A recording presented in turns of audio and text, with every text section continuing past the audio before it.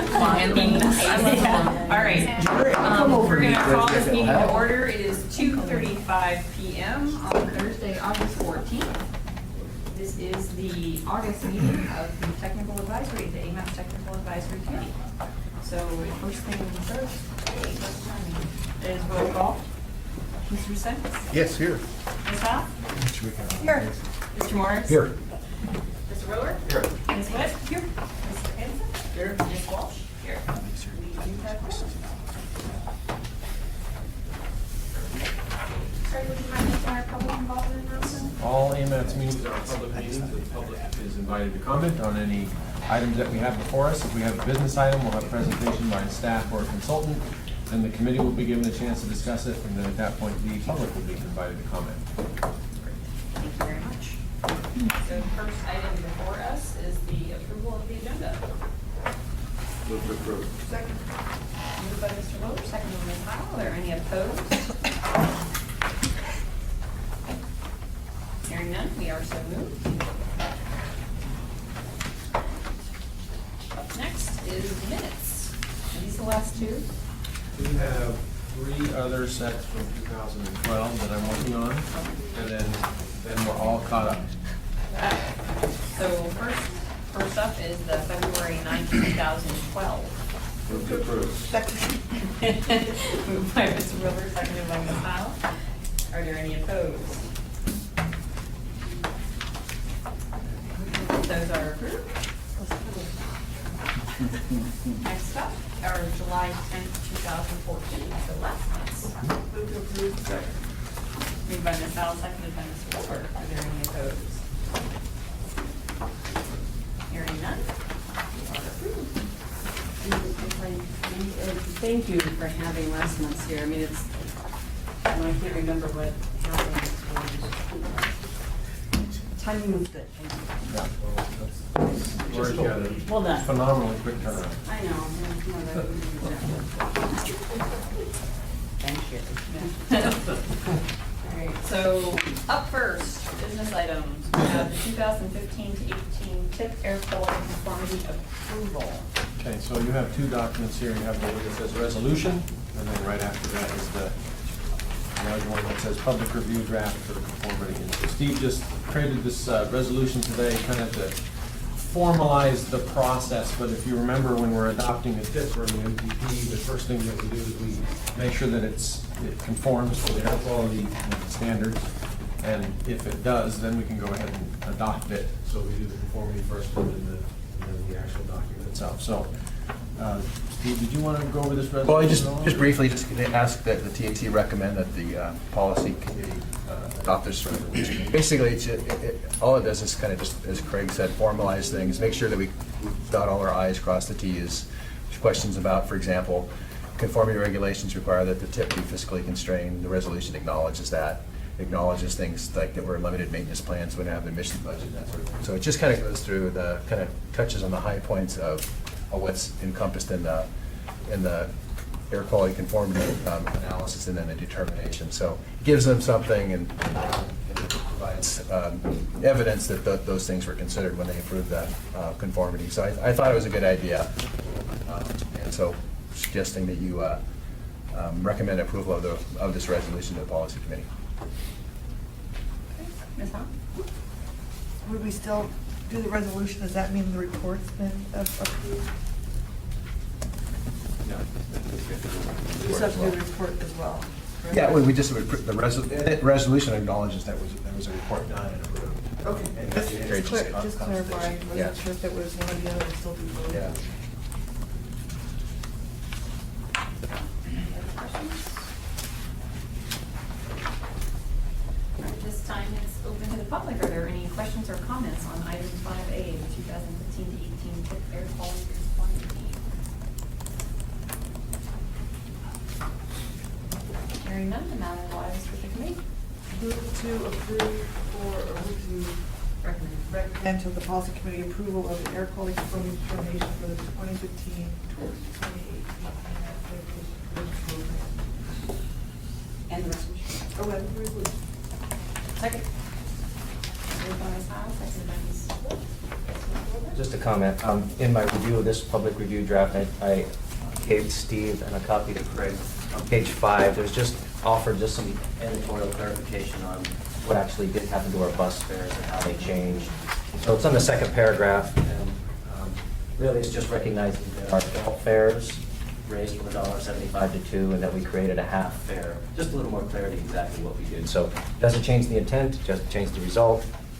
It's just, I just make sure that we make sure it's clear. So Craig's got a copy and Steve's got a copy. So that's all it is. Just a comment. Thank you. Are there any opposed to the motion? Hearing none, we are next is the 2015 to 2018 tip document. So this is the tip itself, and you folks have seen this a number of times. And we ranked and scored, put it out for public comment, et cetera, et cetera. It hasn't changed in a while. We had this before you last month, but we had to release the public, the air quality conformity for the 30-day review as well. And so this is the same one you've seen for a while. So we just asked for the recommendation to the policy committee for approval.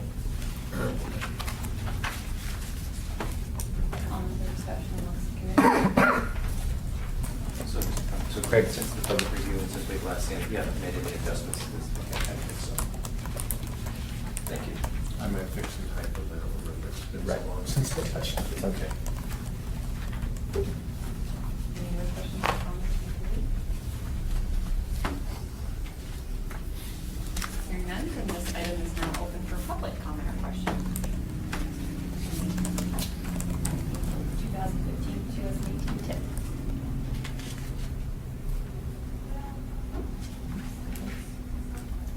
Now I'll ask the committee. Move to approve? Or to recommend approval by the, I'm just saying, recommend that the policy committee. Second. Moved by Ms. Quick, seconded by Ms. Powell. Are there any opposed to the motion? Hearing none.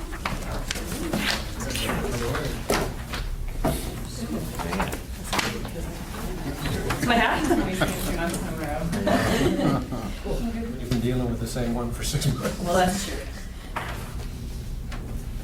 So on to item 5C. This is the public transportation representative letter. We also discussed this last month. Yes, we discussed this last month, and the railroad asked us to hold off on it so they get a chance to look at it. And as you can see, Mr. Lindenwood is not here. I have not heard anything from them on it, so there isn't a really tight schedule on it. So, I mean, it's up to you. I haven't heard anything from them, and they're not here to tell me anything else. I did discuss it with them after the last meeting briefly. But basically, again, the idea is the MAP 21 will say we need to have a representation by transit on your MPO board. And we had felt in the past that the mayor represents public transit because one of his departments is the public transportation department. And there's some language in the national proposed rulemaking that might suggest that that is not the case. But there is language in there that also says, if you were an MPO before December 18th, 1991, then you can apply for an exemption. Now, I've had discussions with FTA and FHWA about that, and to see whether or not they believe we would fall under, yes, we're okay as is, or do we need to do the exemption? And there seems some consensus that they're not really sure. So, but again, we would have to make this determination by October, I believe it's October 1st of this year, one way or the other. So we have a little bit of time if you don't want to act on this today, because the railroad is not here and hasn't specifically told me one way or the other. But we also gave them a month to comment, and I haven't heard anything, so I guess it's always up to you, I guess. Give you that. Madam Chair, I would, this respect for Mr. Lender's request, I don't have any objections to leaving another month to get we got that done in September and speak to the policy committee. I know that, I think the reason that his request is that when they did their triennial, they were informed that in the final review, they had to have something like this.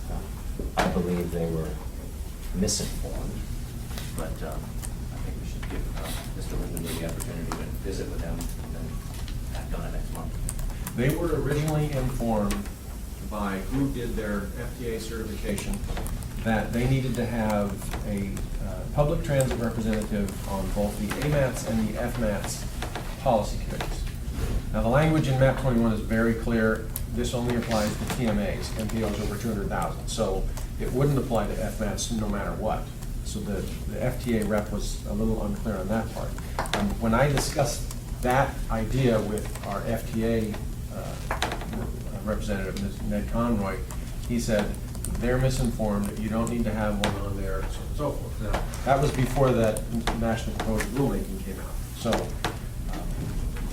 just to give you a little background on it. We can easily wait, and I will make sure that I send something formal to the railroad saying, whether you're here or not, we'd like to know your thoughts on it. They basically wanted to know whether or not, if we did this letter, would that apply to them too, so that they wouldn't have any certification issue, so that the railroad wouldn't have a certification issue. That's what they were trying to check on.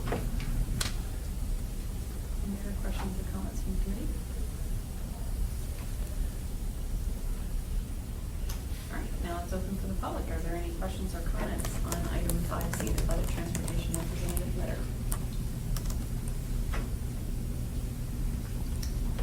Hearing none, the matter lies with the committee. Madam Chair, I recommend we postpone this item until our September meeting to give Mr. Linden the opportunity to review it with the railroad. Second. So moved by Mr. Wilbur, seconded by Ms. Knapp. Are there any opposed to that motion? Hearing none, we are so moved. But hopefully we can stress through that we have to next month. I will make it very clear.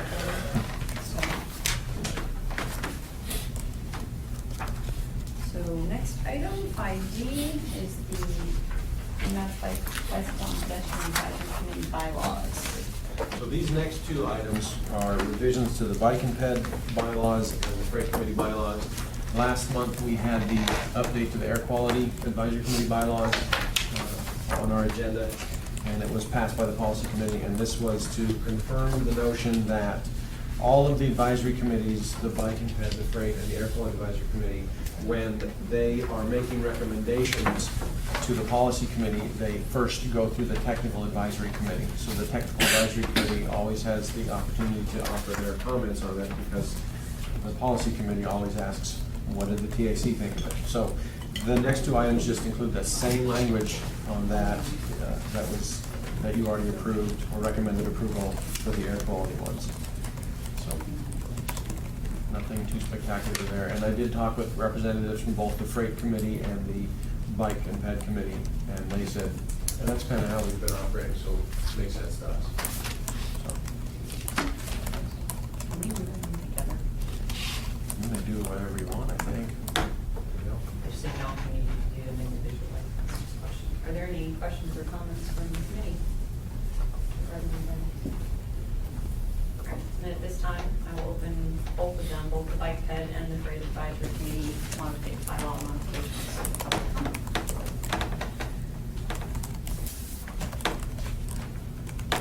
Hearing none, the matter lies with the committee. Move to recommend approval to the policy committee, the amendments to the bylaws of the AMATS Bicycle and Pedestrian Advisory Committee and the AMATS Freight Advisory Committee. Second. So Ms. Knapp, seconded by Mr. Rowland. Well, I was gonna tell Jerry to second it, just because he's there, but I got it. Are there any opposed by no one? Do the motion. Okay. Hang it. No.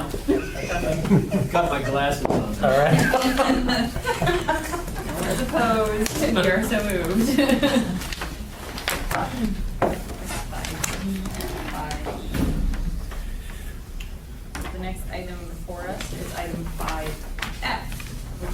third quarter obligation for Draft budget. it? Is it just drafted? This is different than the one that was posted just a little bit, so that's why we just get it, right? Is it just the footer that's different? The footer's different. Footer's I different. had to change the dates. Here they are. None of the numbers changed. Okay, so the None- difference between what was posted and this Yeah, is just. I added a date. Okay. Changed the date. The date is otherwise the same. Yeah. Okay. Date is the same, just the dates that changed. And there's one more that Craig should be giving out to as well. That's different than The little 8.5 hour. this. Yeah. Change Trees it. are screaming. Oh, okay. What's the difference? No, that's not this. That's not it. I gave it to you. It's right there in front of you. Oh, that little thing.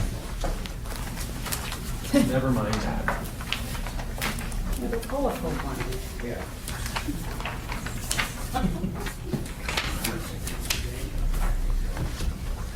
Well, James can start since. Okay, I'll go ahead and start. As many of you know, at the end of every quarter, we like to come and do the obligation report, which basically is, it's a financial document that we produce inside DOT that tries to balance what's actually occurring to what we have programmed in the TIP. So we use this to go back and look at the TIP and make sure that the programs are, balancing out, or really just to give us a snapshot in time as to where we are financially within the program. So normally, what you're used to seeing is a document like this, a lot of data, a lot of information. But what I tried to do for this particular report was kind of narrow it down a little bit and just focus really on the most important stuff.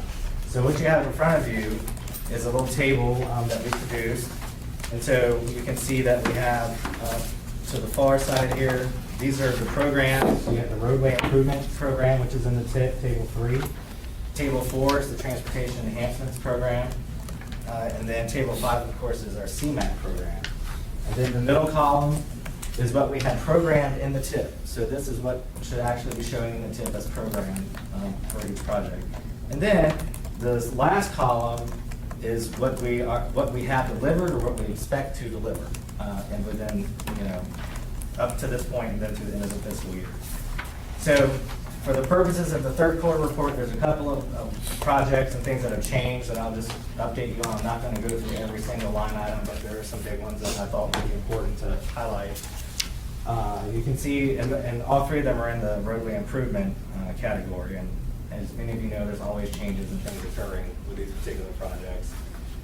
O'Malley Road is probably the biggest one. We had $4.3 million in the TIP for that one, but it is not going to be ready to go this fiscal year. So because we're still waiting on an approval for an environmental document. So that $4.3 million, we've shifted some of the dollars around to other projects to cover some costs. We moved some of the money down into our pavement replacement program. Some of the projects are coming in slightly over engineering cost estimates, so we needed to try to cover some there. So you can see a jump from the $3 million up to $8.5 million there. And Abbott Road was another road project we have where we had to put more money in for additional for right-of-way costs. So those are the 3 biggest ones that we need to take care of in this obligation report. And then, when you look at it, you look at the bottom, and you see the totals, and you're like, oh wow, we're $9-something million over budget here. What's important to remember, again, is this is just a financial document. It's a snapshot, and normally what happens is we make up these differences through de-obligations or ACM money from a future year or offsets and those sorts of things. So when we get around the fourth quarter, that's when it's important. That's when you want to see that it's balanced here, and that's what we'll continue to do at DOT is to balance the program and make sure that we're obligating and spending all of our funding. If I may. James, could you check, I think this one that was handed out with the adjusted dates.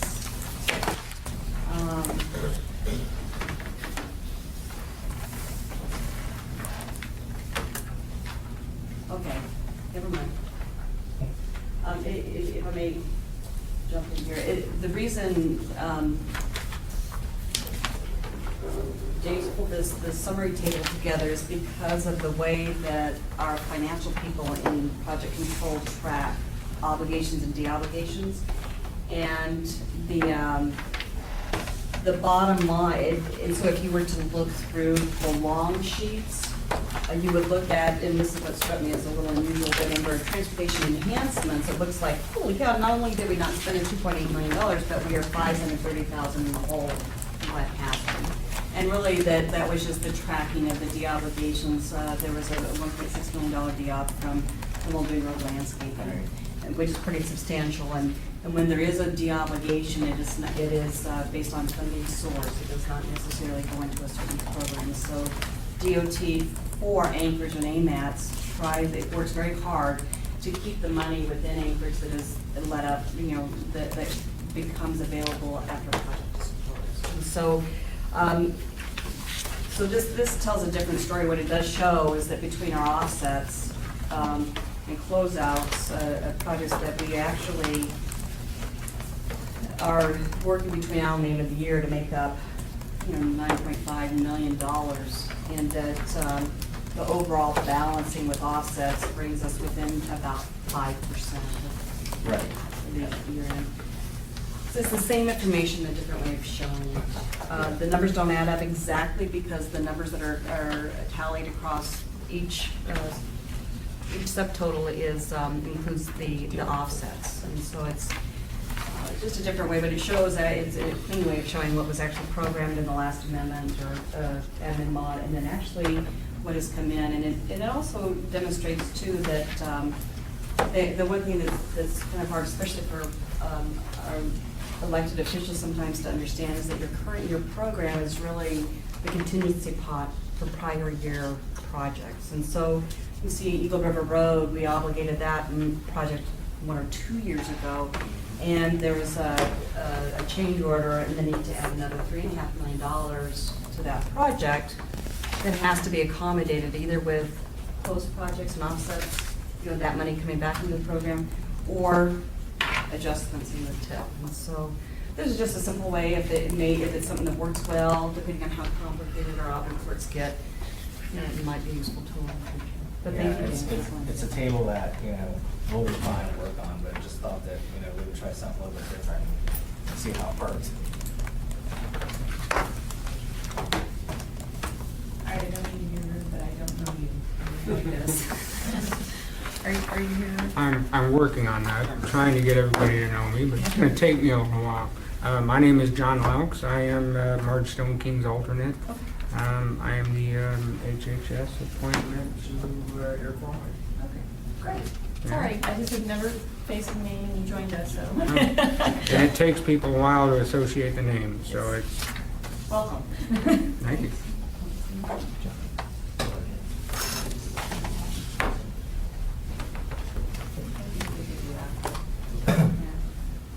Thanks, we'll take a moment at the end if you'd like to introduce all of our, do we want to introduce ourselves right now?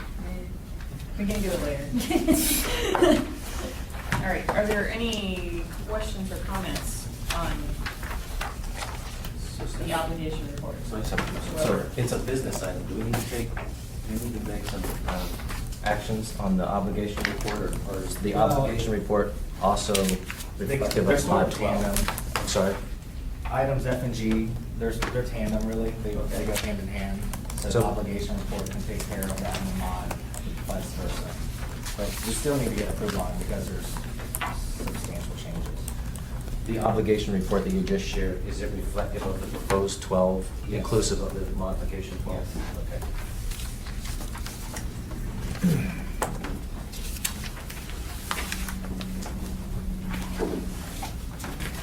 Okay, so just to clarify, and I'm asking in a different way, but do we really need to move anything on the obligation report, or is the modification that we have to have in this before? Normally, what happens is you can just move to approve the admin mod, and it takes care of the obligation report. Ms. I Hawkins? had a question about the Down Road extension. The 11 million program, but expected to deliver 13 million, so is that a new increase that we approved before, or is that I believe that was probably an admin mod that took place last year, probably, or several months ago. Because what's difficult is, I'm not quite sure if this happened earlier or later, you know? Yeah. So if you look at the summary, you're like, is it missing from now from this table, or is it? Yeah, That's why I that's true, asked. yeah. But it was a cost that was taken care of, I believe, several months ago. Maybe before I even got here, I think. And Bart was here. So then wouldn't it be wouldn't just the number be in the program? Once it's amended or you do an admin modification, then the program number would become new, your new adopted modification, right? Well, I think it was done that way because it was originally programmed at 11.6, and then there was a modification that changed it to the 13.5. So that is what was delivered. That'd be my understanding. But that had to have been done recently because you have admin as of admin model 11, it was 11.6 million. Right, that's on this one, then there was a I see what you're saying, okay. modification on June 30th. That's previously July 24th from the big sheet, the dates of the public call. Yeah, I see what you're saying now. Which is, it's just confusing. Yeah, and that's why I said, I mean, this is something that, you know, will need work, obviously. It's just first time I put it together, so it's, you know, I'll have to do a better job of making sure that those changes are captured, I guess, in something like this. I guess at this point in the year, is there anticipated to be any more major projects or projects that aren't expected to be delivered? Or facing concern? Or are they, is it billing? You're gonna be able to deliver? I think at this point in time, we're pretty confident that we're gonna be able to deliver the program. I know there's been a lot of busy people at DOT running around trying to get things obligated, so I'm fairly confident that we're gonna be able to obligate the full amount. That's usually what everybody likes to know. So if there's a way to tell people that, Okay, because usually in the early years, you start watching those, right, and you're like, okay, is there gonna be an issue? yeah. I think the ones that are left outstanding to obligate are some of the principal arterial pavement projects, Woodsworth Highways. I think Northern Lights and Benson, have already been processed. And so We have some of our. That's the one outlier that might not make it. yeah, and so those are by the fourth quarter we'll know. And actually, that program was relying heavily on an AC for next year. And so we have some buffer. And it is a good point. It is, this is the time of year when we're kind of holding our breath. And also just as a point of interest too, because it affects the tip and the step, is that Congress did go ahead, you probably saw on the news that they did extend MAP 21, it was going to expire in September. They did fund it through May. And so we're not losing anything right now. It sounds like we're in a holding pattern on funding. And so we're not having to shut the doors September 30th. Any other questions or comments? On right. We're going to do these separately. Or should we do them together? All right. On items F and G, the third quarter obligation report or the 2014 modification number 12. So should we just recommend approval by the policy committee? Not yet, we have to open it to public comment. Okay. I was asking for some other questions and comments in the committee. Madam Chair, I'd recommend we get a report on the admin mod itself, and then get from staff, and then open both the third quarter and G to public review, and then act on the mod, then act on the audit report in that order. There you go. Okay. So would you like to present item 5? Sure, I can. Okay, so here what we have is the modification to the tip, and this will reflect the movement of money that took place in the obligation report. You can see that we updated table 3, 4 different projects. we increased the funding in the pavement replacement program. We had to put some dollars in for the Eagle River Road rehab. And you can see that O'Malley Road, we have zeroed out at 4.3 million. And then we also put some dollars in for right-of-way for Abbott Road. And then the next change that we did was in Table 6. This is the National Highway System table. We put some funding in for the repaving of 5th and 6th Avenues. And those should be reflected in the TIP itself. And we would ask for approval of this admin modification as well. And I did just want to point out while we're talking about this, and you can see it in the second paragraph, since we are zeroing out or closing the O'Malley Road project, we're pushing the right-of-way out to 2015. So that will have effects on the new tip that we just adopted. So I just want you to be prepared that we'll be coming back once we figure out how that's going to change the program in the 2015 tip to do an amendment to the new tip that you just adopted. So just wanted to put that out there so that you would be expecting that in the near future.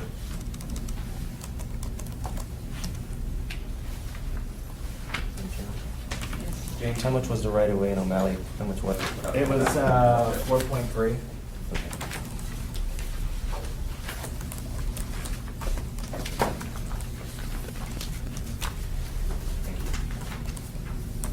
And the other thing is the estimate for Eagle River Road paving had gone up as well.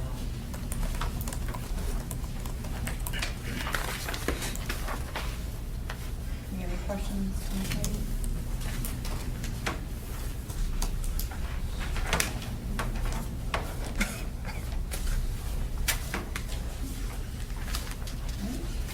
Then we'll open items 5F and 5G to public comment at this time. Any questions or comments on either the obligation report or the 2011-2014 admin modification number 12?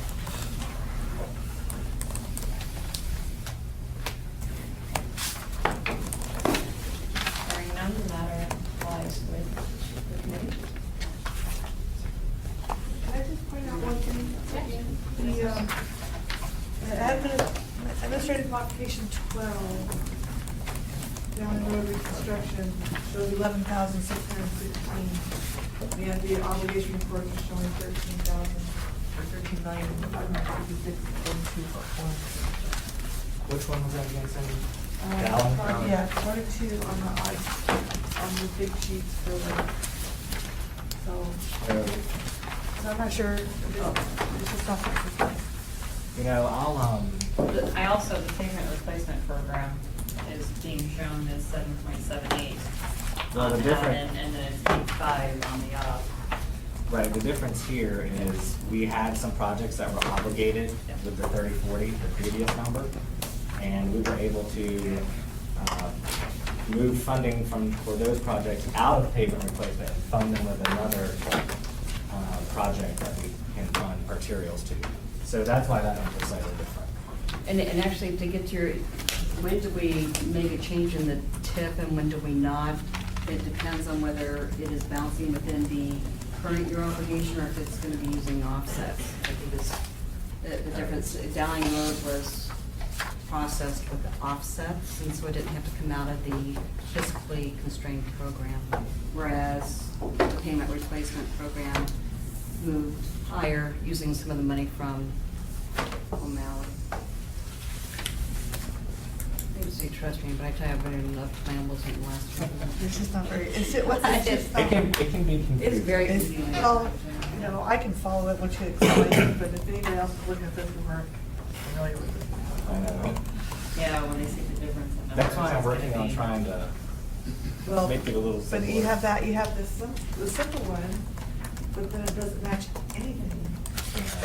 It has no way of saying, you know, this difference between 11 million and 13 million is covered by offsets. Yeah, It's you're right. not in the tip. It needs to be clear, I agree. And actually, if it's more confusing, you just might not present it for policy committee. It was. I don't know if you necessarily need to have it in this one. If it was already passed, it's already been taken care of. It just shows, it begs the questions. But what it does show, though, is that we're really, and the enhancement program really happened, is that we are not underspending it. Whereas you look at the audit report, it looks like we went in a huge hole because that's where a lot of the offsets were. So if it's Well, because you're going through here and you're required, if you're gonna notice these things, you have to compare every line.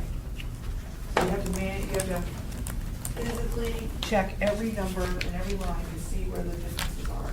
And then there's no other explanation to it, so you start asking, and you don't hear anything about it, so you ask the question.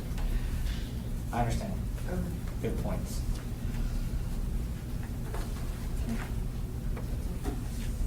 Well, now you're lesson done.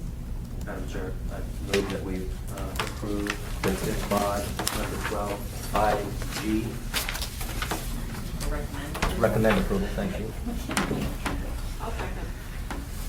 Madam Chair, if I could just add one comment. James, when you do the memo, or Craig, when you do the memo, under the tip, table 3, under the bullet, since the 2014 column and the current tip and the mod numbers don't add up the same, just put an explanation in the text that the balance of the difference is due to de-obligations. Okay. Just make it simple so that they know that. And if they want to know which projects, then that would make sense. All right. And I think the repaving in downtown, any other adjustments are warranted for all the reasons that Jennifer and James and others had mentioned as it relates to getting obligation done.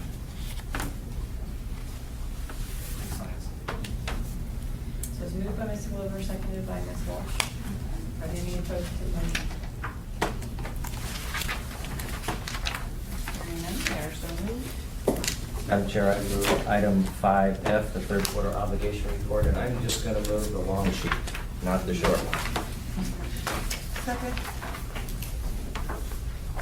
Moved by Ms. Glover, moved by Ms. Black. Are there any opposed to that? We are so moved.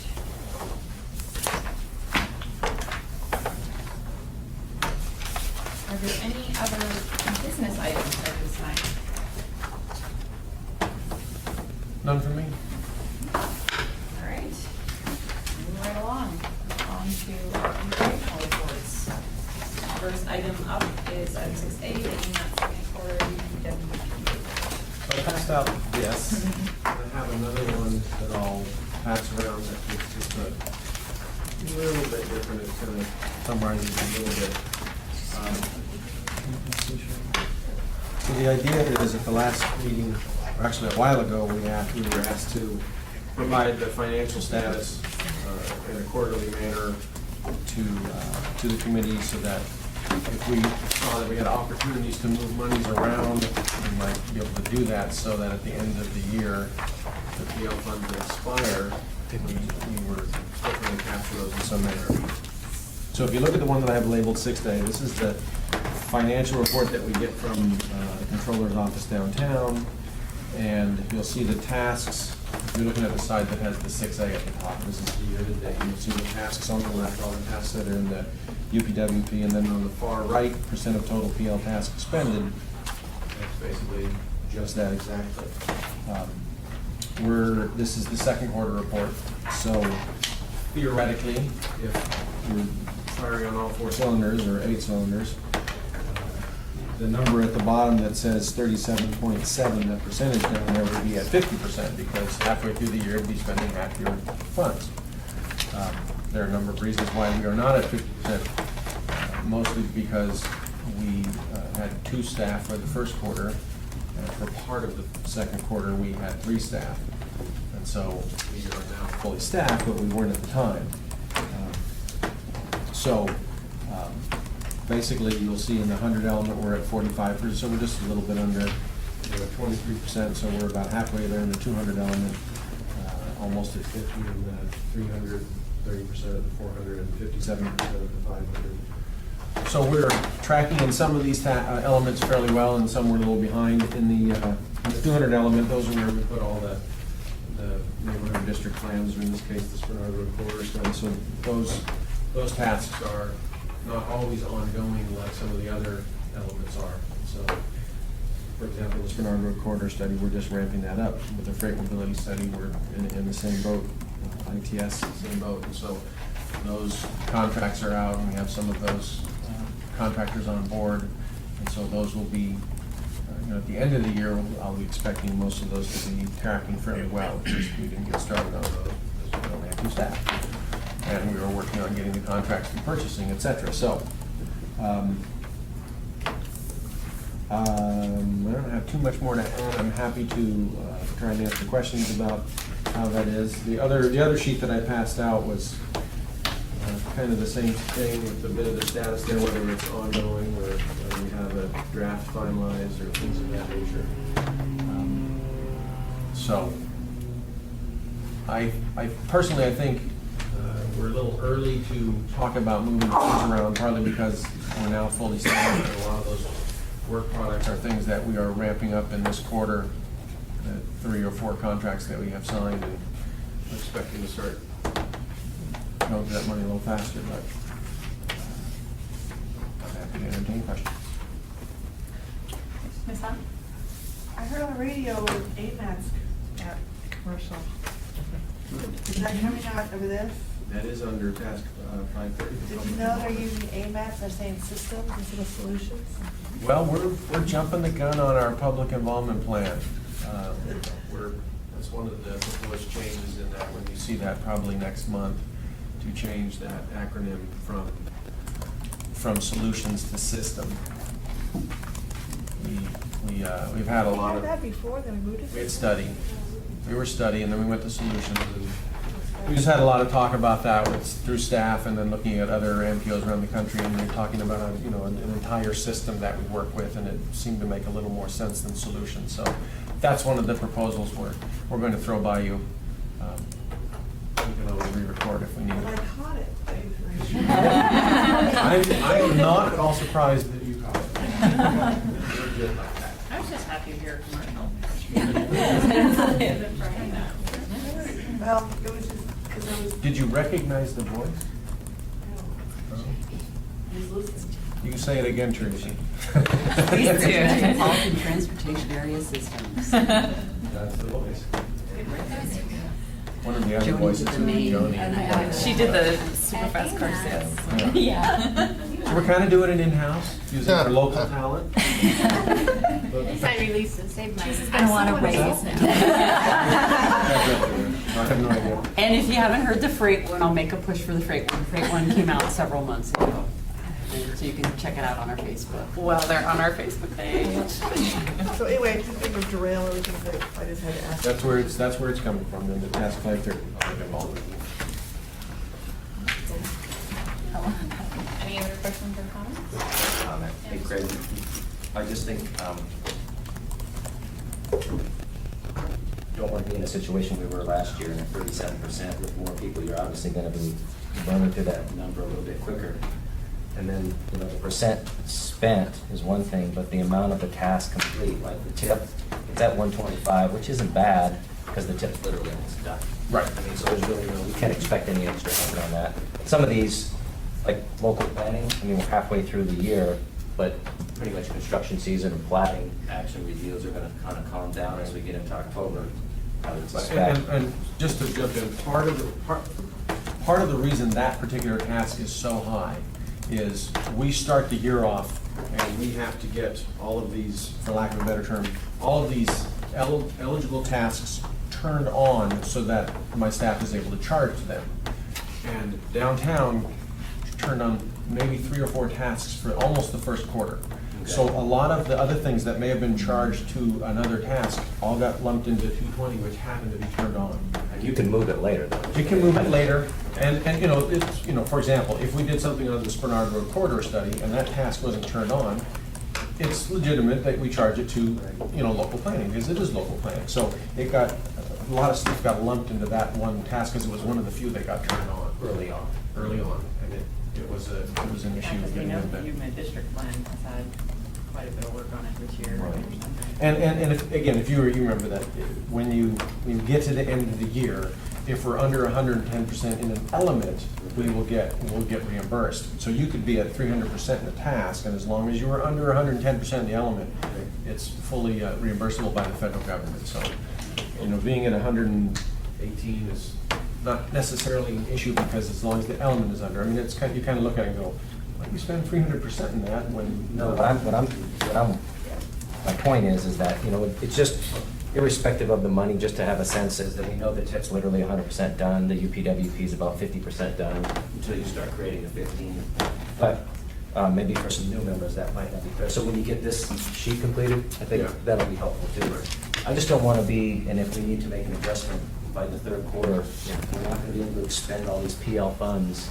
There might be other opportunities to reprogram the PL funds for some other purpose and give us the opportunity to make those changes rather than doing it in November. And I'm happy to bring this back next quarter completely filled out. After I was going to use this, and then today I thought, I need to get a little more information on there. So I just got in a rush to get it and doing all this stuff. No, I can think bring it back next quarter, and then we can think about moving it around. I also wanted to make sure that Jerry, since it's in his department, that he was here for this discussion, because this is obviously, his staff is all in this, and they're all in this group here, and he should be in the room for the discussion, I think. Yeah, and actually would say that, we have to do on the same on the state side with the statewide planning funds. And so the one thing that would be useful, I think, if you bring it back next month, is to kind of forecast out, now that you are full staff, forecast out what is, because most of I'm going to make a leap here and assume that most of the charges that we're looking at right here are staff, staff salaries and stuff, or does it also include? There are some payments consultants. on consultants? Okay, to be able to forecast out though, what the needs are, to see if there's a margin that even if you just half of it assumed and looked at what other needs or opportunities, it's even better. Leave yourself plenty of margin, and yet, it's a good, it's useful to start looking at it this way, just to see where we are and why. That's great. And where you might put additional support. Any other questions for John? All right. To item 6B, the AMATS household travel survey update. Oh, great. There's Drew's page. There is a PowerPoint, yes.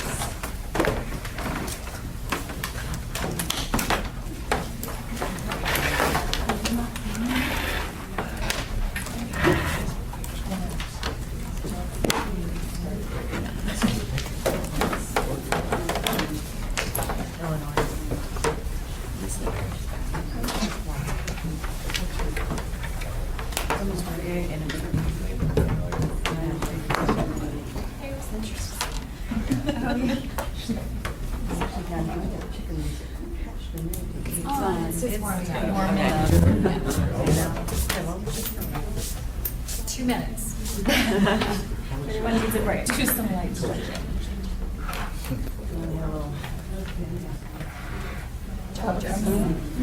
Oh, it's, Is it still unwrapped? yeah, it'll bring it up a little brighter.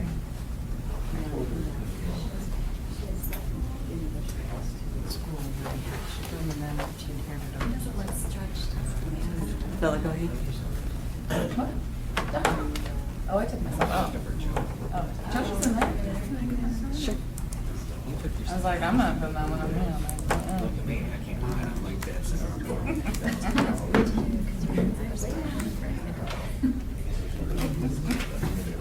I think we have everybody in the room. My name's Teresa Burr, and I'm a transportation planner with AMATS and the project manager on the Regional Household Travel Survey. And as you know, we got a contract procured in May to begin work on the Regional Household Travel Survey. So I'd like to introduce the team that's here today, and then also we have other project team members.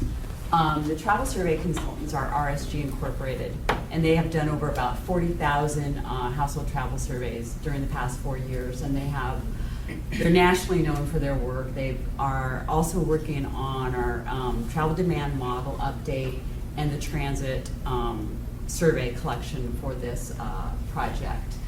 The travel demand model is a separate project, but obviously the household travel survey is a huge component of that because we need that socioeconomic information to input and calibrate and validate our model.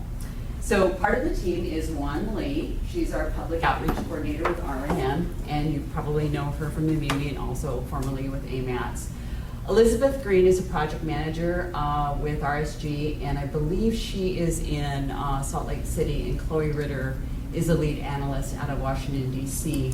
And they were here on July 31st to provide a more in-depth work session. This is more of a high-level overview, but we certainly would welcome your questions. Great, thanks Teresa, and thanks for the introduction. Actually, I just want to add a couple other staff members have been really involved in working on this, in the survey design, the preview, the pre-test, and that's James Boyle and Joni, and now we have Jamie Acton also. So, and there's staff from the traffic division also that has been providing really great input in the design and what data is collected and what's going to be used for. So I'll start here. What are we collecting on the household travel survey? Actually, stepping back one step, we're doing a regional household travel survey because we're including the Matsu borough now, as AMATS is looking to the future and moving towards potentially a regional model. And so while Matsu borough is not in the AMATS area, they are also part of this survey effort. So what is a household travel survey? What are we trying to collect? It's basically the households that we select are invited to participate in this, I guess, travel diary, a collection, a logging of how you travel within a 24-hour period. And so the entire acreage, AMATS area is selected, and then household and the boroughs, parts of the borough. I'll have a map in a couple of different slides later, but all household members. So if you have a family of 4, everybody is asked to log their travel within that 24-hour period. You want to know from 5-year-old on what you're doing. If you live with roommates, for example, then everybody is asked to participate as well. That's considered a household for the purpose of this survey. And then the data that's collected is household level, person level, vehicle level, and trip level. What you're doing for travel within that 24-hour period, how you're doing it, where you're going, and what mode you're taking. And so here's a screenshot or an example of what was asked on the actual survey. Did anyone in this room get selected to take the pre-test? Oh, Lance, you did, and Jennifer and Steve, awesome. Did you guys fill it out? I did. Excellent, yay. I had to think about what my son was doing next. Yeah. It's a good way to check up on you. Yes, I know. So, excellent. So 3 people. Great. I hope you got your incentive. Maybe you didn't want it. Maybe you did decline. But no. So I declined. I didn't want an incentive. I did it for pure sport. Yeah. So for household level data, what we want to know is where you live, your actual address, and there's a mapping feature where you can just Google map it and it'll collect that data for you, or you can put your address in, which is kind of neat. The type of house you live in, household size, back to type of household, single family, apartment, duplex, and income. So income is also a question that's asked. We're trying to correlate that with what the census has for the population, just trying to get a representative sample, and that's just one parameter to do that with. And then also how you want to be contacted. There are different ways that you were given to take the survey. You can do it by phone, you can do it by the web, which a lot of people did, smartphones, smart tablets. So lots of different ways. This has changed since the last survey was done in 2002, where it was, the internet wasn't used as widely as it is today. So there was a lot more phone surveys were the thing back then. So anyway, this is just a screenshot of what was actually asked in case you didn't get to participate. Person level data, relationship of everybody in the family. So you could, your household actually, so it could be a traditional family, it could be roommates, it could be 2 people, unrelated, sharing a household, for example, and other socioeconomic data, gender, race, ethnicity, education level, employment status, and how many jobs you have if you have more than one, or if you aren't working. Again, screenshot, drop-down menus, so nice and easy for people just to click. And then what kind of vehicles? So vehicle level data that we need, number of vehicles, when you bought your vehicle, and the type of fuel that you use. Again, drop down, and here's a screenshot again. And this is for every single vehicle in your household. And then this is kind of the crux of the survey is where you're going, when you're going, how many trips you're taking, if you're paying for parking for one of those trips, how many people are going with you, and just different, lots of different questions on this, but this is basically the start of the main part of the survey.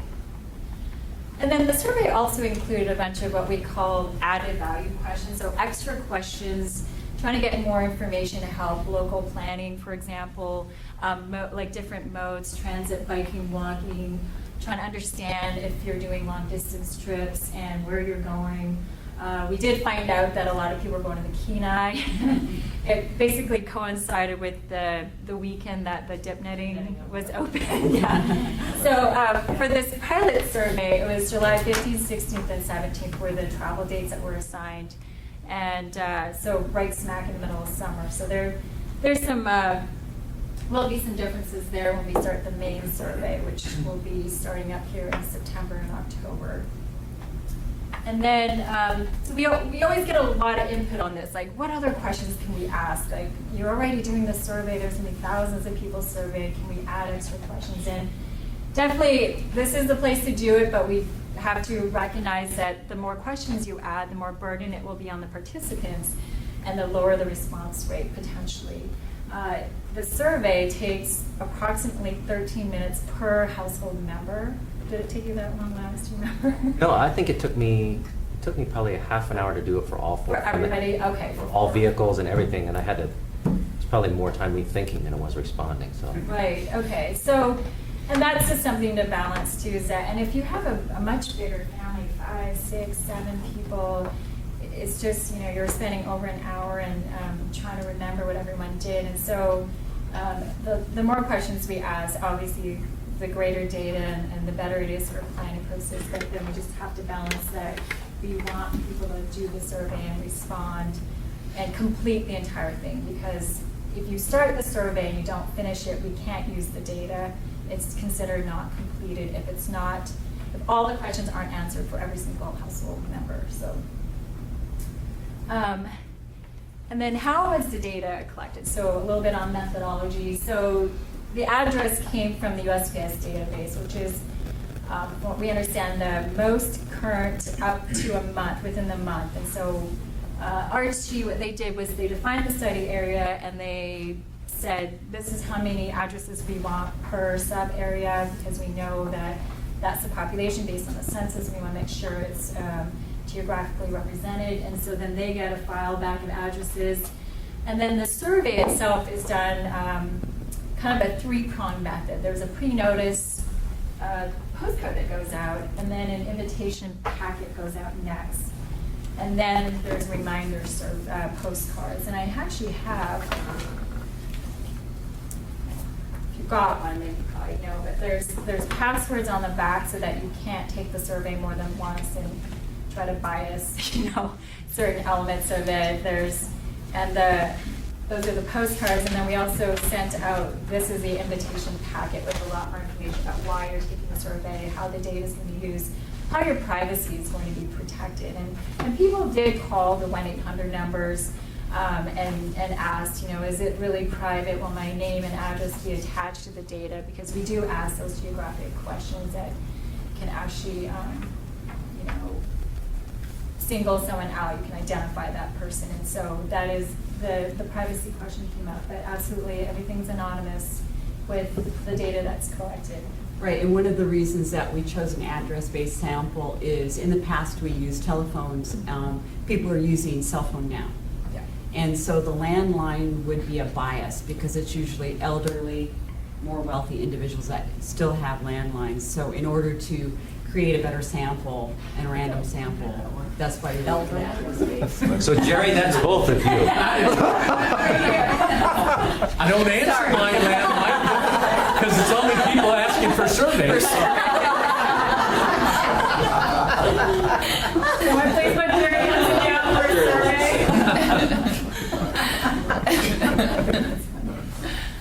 So the study region, like I mentioned, is the municipality of Anchorage, but it's just the AMATS area. So we don't have the Turnigan Arm communities. And that was a big question that came up from Jim actually last time was, there's some growth areas down there. There's people that live there that work in Anchorage. Their travel patterns are going to affect some things. And so we're still trying to figure that part out. But for the most part, we sample the AMATS area. And then for the borough, we sampled the area that you see there in the orange. There's 115,000 households in the Anchorage AMATS area and 30,000 households in the MATS borough area for the sampling frame. And the goal is, and here I'll make a distinction. So what went out was the pilot or the pre-test survey. These numbers here, we're talking about for the May survey, the one that's going to go out in September. The target is 3,000 households to complete the surveys, and that would be a 2% response rate for the entire area. And so communication with survey respondents, we gave a preference, like I said, phone, email, reminders were provided. We provided 1-800 numbers, and they were also available in different languages. We had professional translators that they could call into and talk to if they wanted the information translated in Korean, Spanish, and Tagalog. So we wanted to make sure that we got special populations were at least given an opportunity to respond in their chosen language. And then for the incentives for participation, that's that $10 gift card, but for families that were larger, we'll be offering a $20 gift card with the main samples with it. Mm-hmm. And then participants can contact the project team for additional information, clarification by email. There's a project website. There's also the AMATS website, and then a toll-free number. And so for public outreach, the goal was just to make sure that people knew that AMATS municipality, the DOT were in partnership, and that was who was doing the survey. That was legitimate for transportation planning purposes, and also to make sure that people were encouraged that this was coming out, it's important, and please participate. We didn't send out the notices to get volunteers, but we didn't refuse anybody who wanted to volunteer. So people called and wanted to volunteer.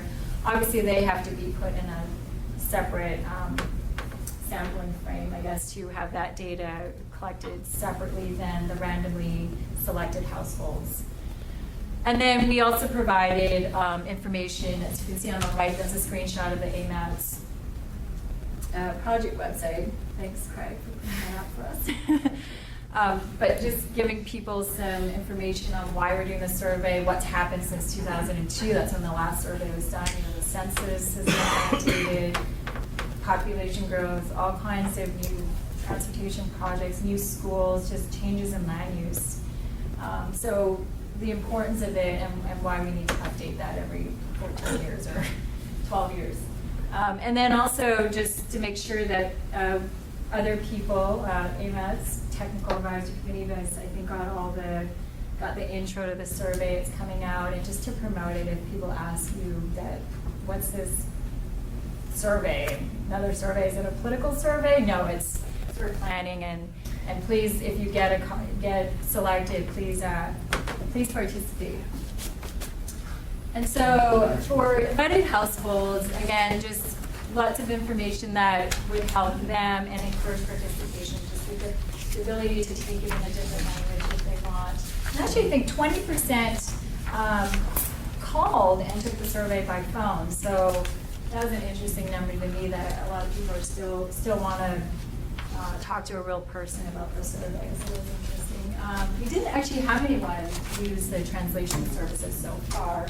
There's also a way when they go into the survey online to track whether or not they translated the page in a different language. And so far we haven't seen that happen yet, but that's something that RSG can track through their online survey capabilities. Vivian, did you? Excuse me, Juan, I just wondered, does the postcard have any translated text on it? Yes, it does. Oh, good. It does. And there's also a 1-800 number if, with that text that if you need to call. Excellent. Yeah. Great job.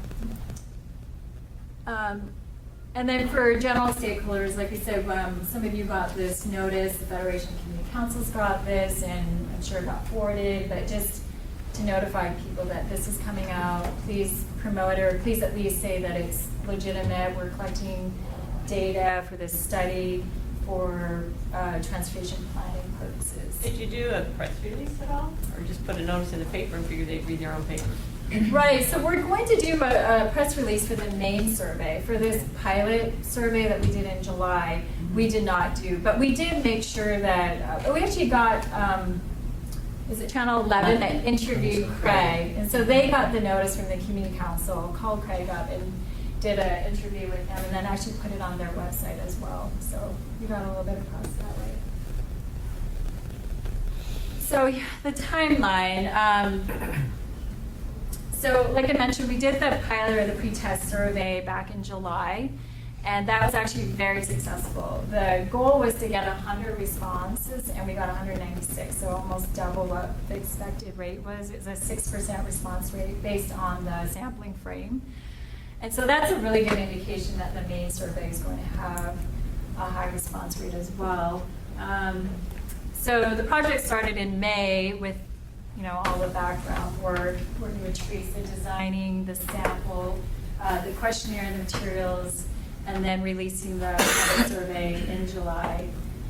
Right now, they're tallying the results. We have some preliminary results that if you were here on the July 31st workshop when RSG was up, you probably got like a great overview of some of the results that they have that has been collected. So right now, we're ramping up for the main survey.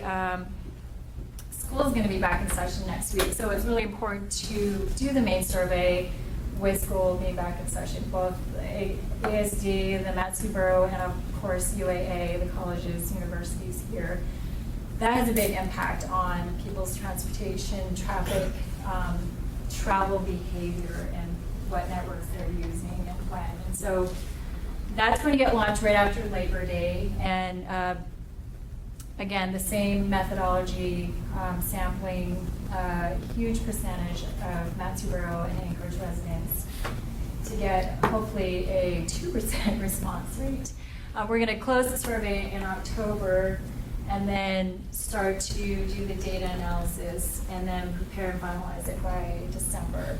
And then that data will be given to the travel demand model people for one of the inputs that they need.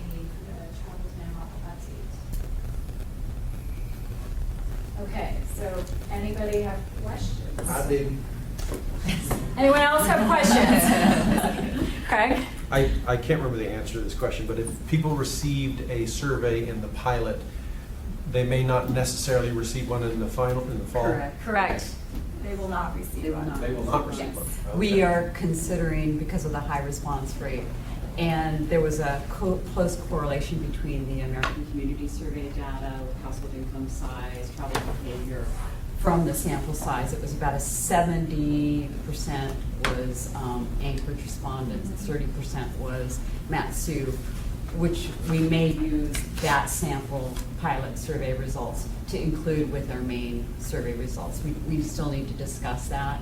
And we are also looking at pushing the study boundary up a little further to Willow to capture some of that North Borough transportation corridor coming in from the Matsu Borough. Jennifer? As one of the guinea pigs, who, I mean, first only took a half an hour, Lance, it took me about 4 days and with interruptions to be able to do it, because every time I would sit down to do it at work, I mean, because I wrote everything down, I knew exactly where I was when, and kept getting kicked out of the survey. And so I made several comments at the very end of the survey. Were those considered by the team, you know, because, well, it's like I commuted with my husband, but I don't know what he did during the day, but it wasn't clear to me that he had to, that he was part of the survey too. So there's just some very specific comments that I had that were, as a lowest common denominator, sometimes the term I use about myself with technical stuff, especially, that those areas that could use some bolstering in the materials when they go out. So to make it very clear that it was for the whole. Well, I knew that was for the whole family when they asked me how my 15-year-old drives to work. I'm not so sure that's a good one, so. Anyway, so I had to navigate around that a little bit. And, Right. So there was some, Yes. I think there was some, I think it was to be expected, but on balance, I think it went out pretty well for me. I think they asked me some other questions about some of my destinations, and then at the end, I'm thinking, I would take that one off. What are you doing here? No. They asked, no, honestly, they asked me if I went to Fairbanks how many times I went to Fairbanks in the last month, and I said 3 times, which is like weird because I did. And then they asked me how many times I went to Denali Park. And I'm like, Right, that was one of the questions I'm like, that what? Yeah. They didn't ask me how many times I went to Kenai, Reconsidering. even though the weir was running. They did ask. And so that was the point. No, they did, but I didn't go.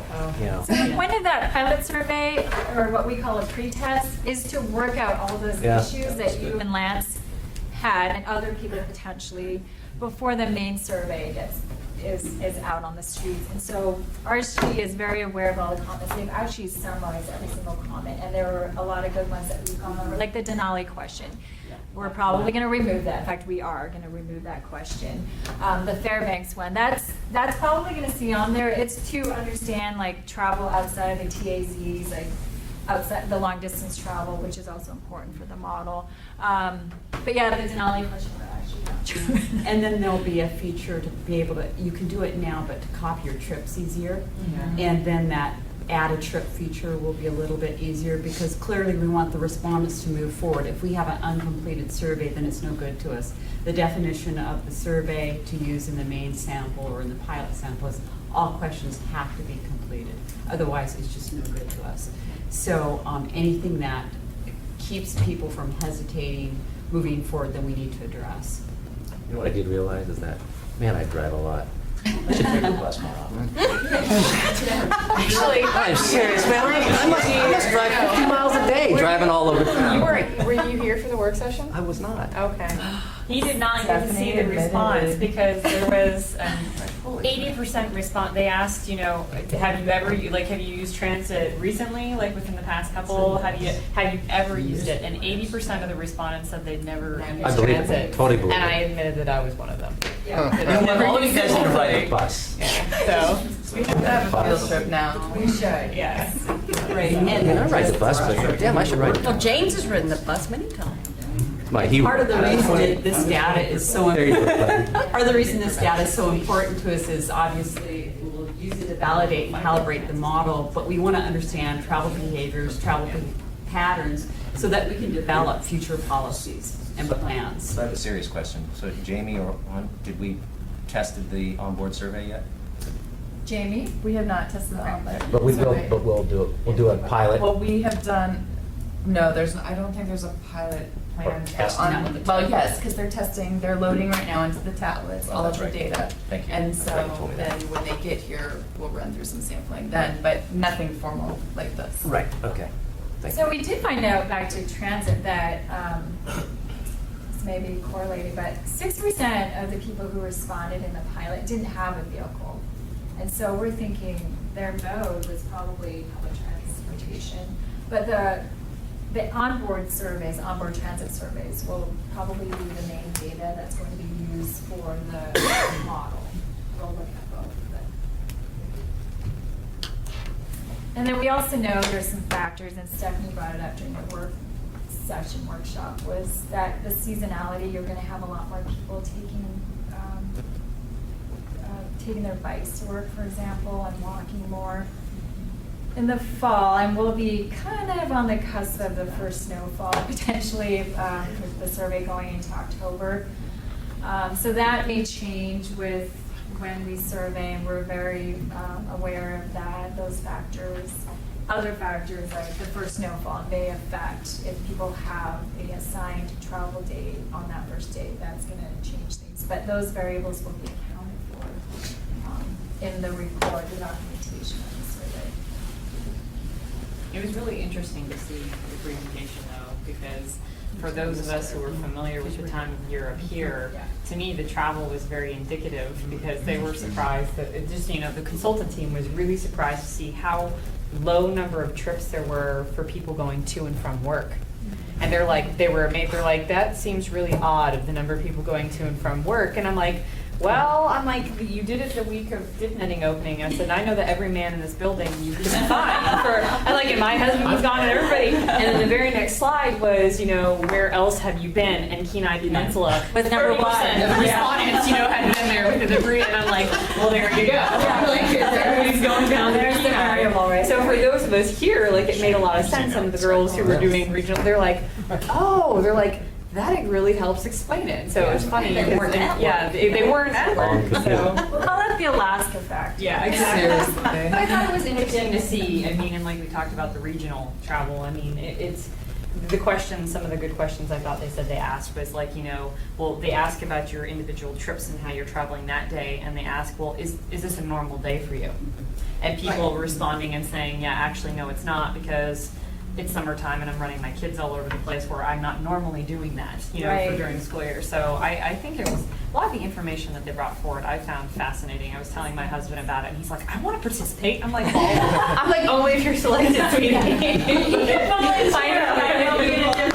Exactly. And can you volunteer? He can volunteer, yeah. We're not going to turn any volunteers away. I may have to. Back to what Stephanie said. So in the summer, with teachers being out, a lot of teachers are parents who got selected, and so they said, yeah, this isn't typical for me. I'm not usually home with my kids.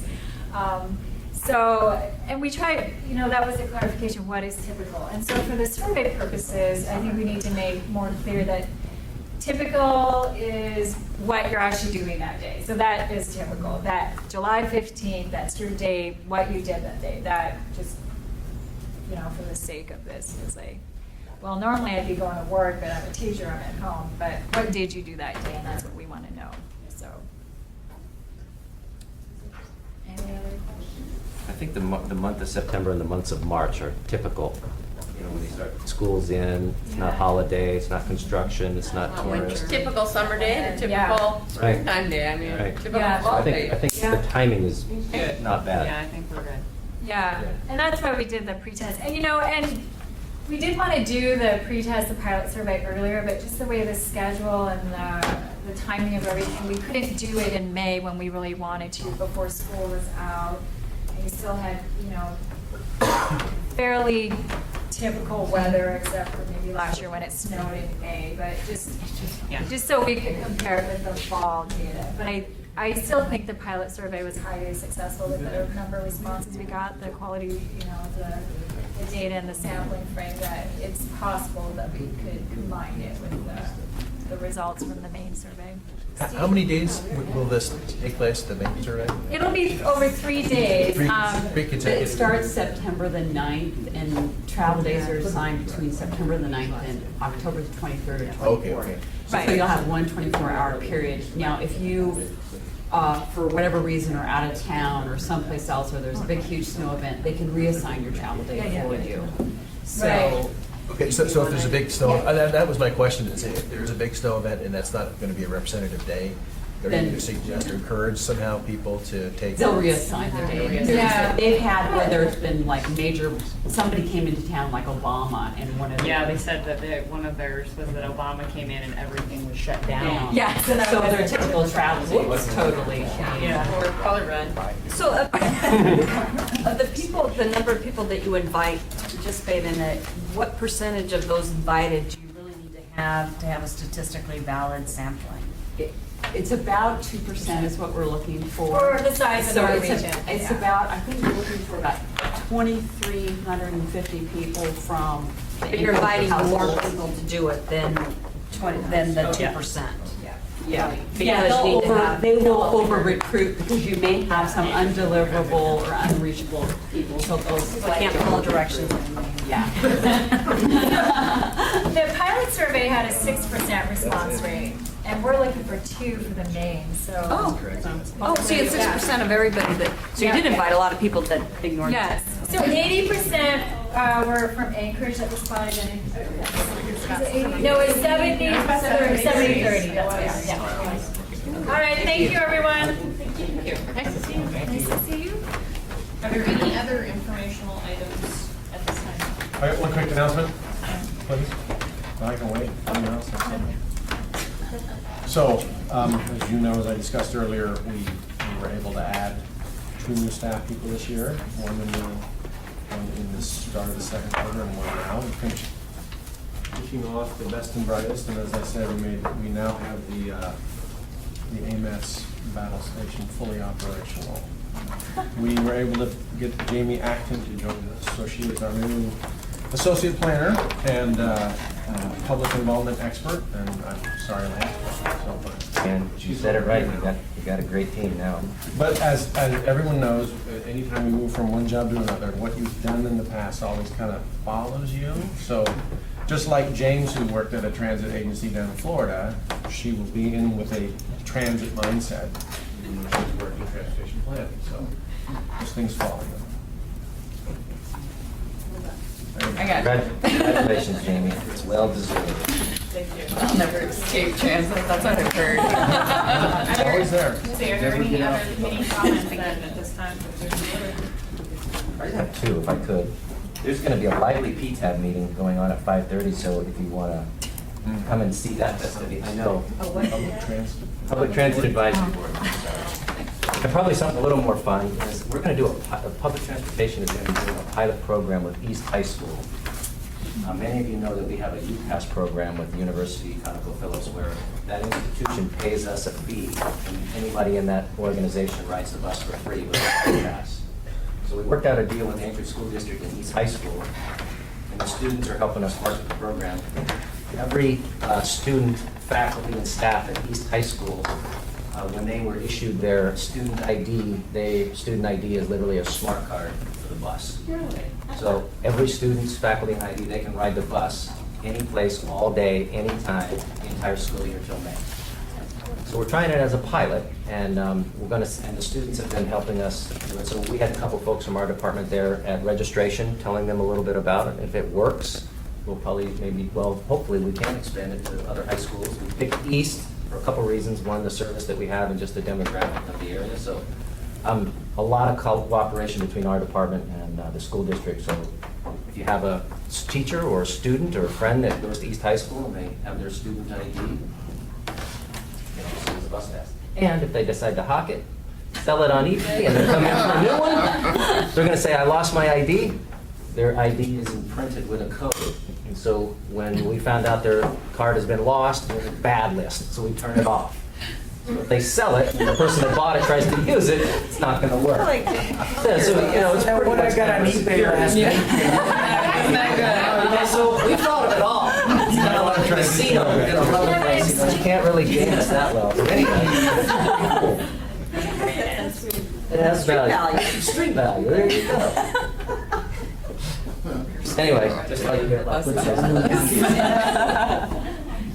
Anything else? Hearing none, then we are adjourned. It is 3:00.